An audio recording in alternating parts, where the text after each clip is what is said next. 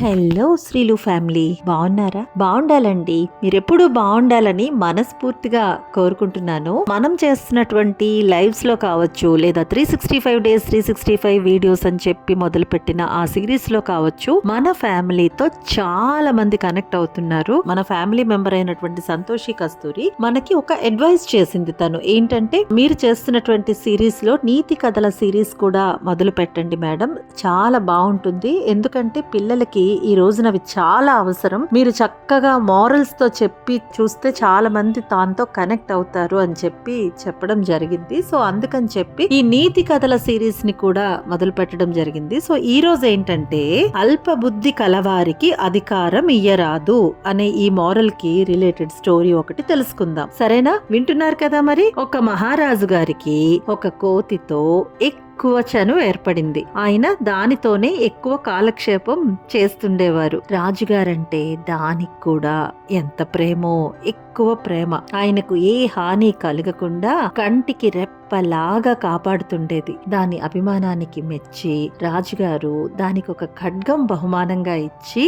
దానినే తన అంగరక్షకునిగా, అదేనండి బాడీగార్డ్ గా నియమించుకున్నారు. ఒక రోజున రాజుగారు గాఢ నిద్రలో ఉన్నారు. ఇంతలో హఠాత్తుగా ఎక్కడి నుండి వచ్చిందో ఒక కందిరీగా రాజుగారి ముఖం చుట్టూ తిరుగుతూ జం జం జం అని ధ్వని చేయడం మొదలుపెట్టింది. కోతి దాన్ని చూసి చేతితో అదిలించింది. అది పోయినట్టే పోయి మళ్ళీ వచ్చి గోల్ చేయసాగింది. కోతి తిరిగి దాన్ని తన జేబు రుమాలతో బయటికి పంపించేయడానికి ప్రయత్నించింది. కాసేపు అయిన తర్వాత కందిరీగ మళ్ళీ వచ్చి ఎగురుతూ రాజుగారి ముక్కు పైన కూర్చుంది. దాన్ని చూడగానే కోతికి ఎక్కడ లేని కోపం వచ్చింది. తన కత్తి తీసి ఒక్క వేటుతో ఈగని చంపేసింది. ఈగతో పాటు రాజుగారి ముక్కు కూడా త్రెగి కింద పడింది. రాజు బాధతో మూల్గుతూ లేచి తన తప్పు వల్లే ఇలా జరిగిందని తెలుసుకున్నాడు. కోతి ఉద్యోగాన్ని, దాని కత్తిని పీకేసి దాన్ని తోటలోకి తరిమేమని భట్లకి చెప్పాడు. అర్థమైందా మీకు? అల్ప బుద్ధి గల వారికి ఎప్పుడూ కూడా అధికారం ఇస్తే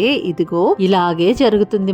మరి మీరేమనుకుంటున్నారో నాకు కిందన కామెంట్స్ లో పెట్టి చెప్పడం మర్చిపోకండి. అలాగే నచ్చితే లైక్ చేసేసేయండి. పిల్లలున్న మీ ఫ్రెండ్స్ ఎవరైనా ఉంటే కనుక షేర్ చేసేసేయండి. సబ్స్క్రైబ్ చేయమని చెప్పడం మాత్రం మర్చిపోవద్దు. సరేనా? Bye bye.